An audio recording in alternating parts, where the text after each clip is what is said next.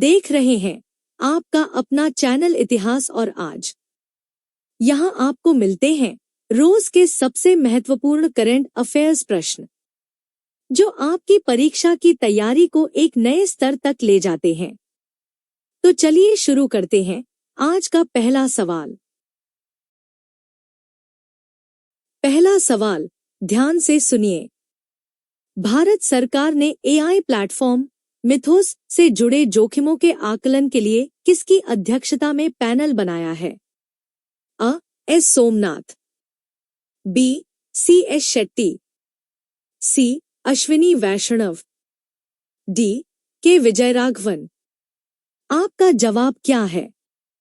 सही उत्तर C S Shetty.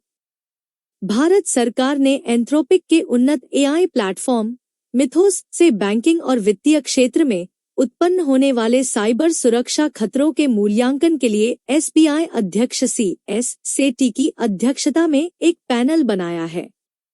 इसका उद्देश्य वित्तीय प्रणाली में तकनीकी सुरक्षा उपायों को मजबूत करना है। अगर आपका जवाब सही था तो लाइक जरूर करें। अगला सवाल सुनिए। लद्दाख में नए जिलों के गठन के बाद कुल जिलों की संख्या कितनी हो गई है?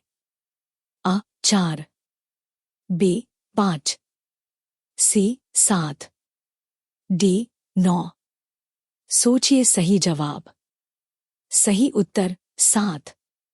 अप्रैल 2026 में प्रशासनिक पुनर्गठन के तहत लद्दाख में 5 नए जिले बनाए गए हैं, जिनमें नुब्रा, शाम, चांगथांग, जांस्कर और द्रास शामिल हैं। इससे पहले यहाँ केवल लेह और कारगिल 2 जिले थे और अब कुल संख्या 7 हो गई है। अब तीसरा सवाल। सिप्री की रिपोर्ट के अनुसार भारत रक्षा खर्च में किस स्थान पर है? अ. दूसरा, बी. तीसरा, सी. चौथा, डी. छठा। आपका जवाब क्या है? सही उत्तर चौथा। सिप्री की trends in world military expenditure report के अनुसार भारत वैश्विक स्तर पर चौथा सबसे बड़ा सैन्य खर्च करने वाला देश है। यह भारत की बढ़ती रक्षा क्षमता और आधुनिकीकरण को दर्शाता है। ऐसे ही सवालों के लिए चैनल को सब्सक्राइब करें। अब अगला सवाल। नमो ड्रोन दीदी योजना में किस राज्य ने सबसे ज्यादा महिला समूहों को प्रशिक्षण दिया है? अ. कर्नाटक, बी. महाराष्ट्र, सी. उत्तर प्रदेश, डी. मध्य प्रदेश। सही उत्तर कर्नाटक। अप्रैल 2026 के आंकड़ों के अनुसार कर्नाटक ने इस योजना के तहत कृषि कार्यों के लिए महिला ड्रोन पायलटों को प्रशिक्षित करने में शीर्ष स्थान प्राप्त किया है। अब महत्वपूर्ण सवाल। जियो पारसी योजना किस मंत्रालय के अंतर्गत आती है?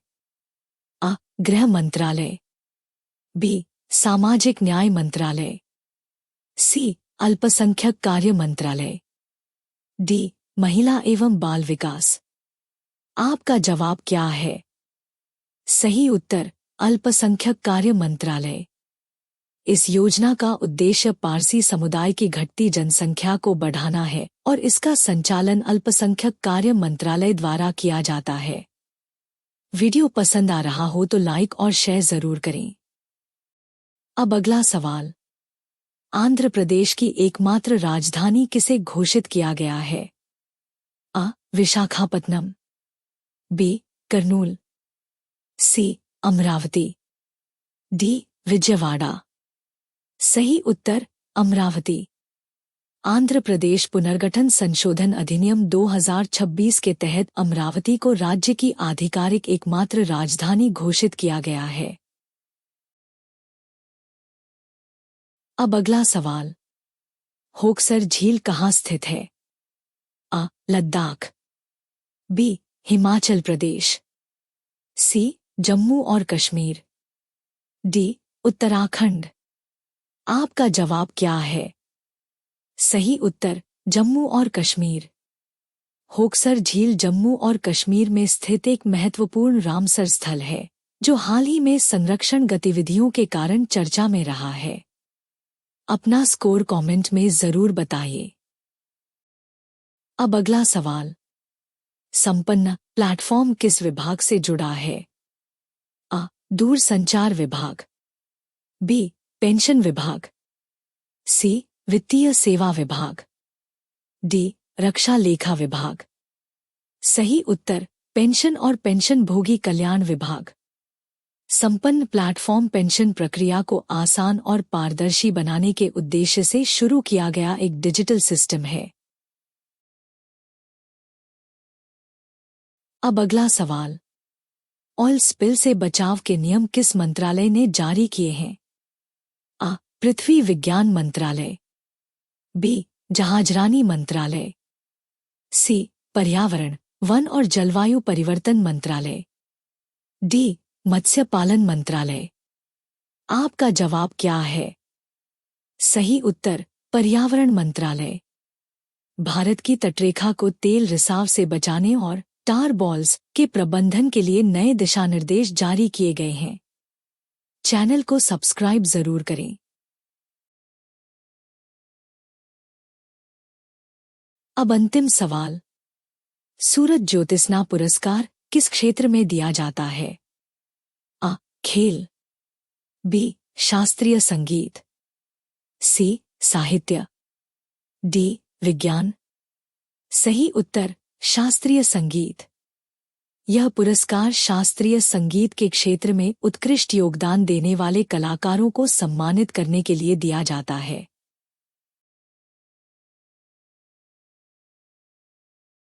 अपना जवाब कमेंट में जरूर बताइए।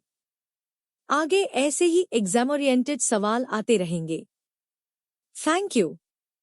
सड़क सुरक्षा, जीवन रक्षा। जय हिंद।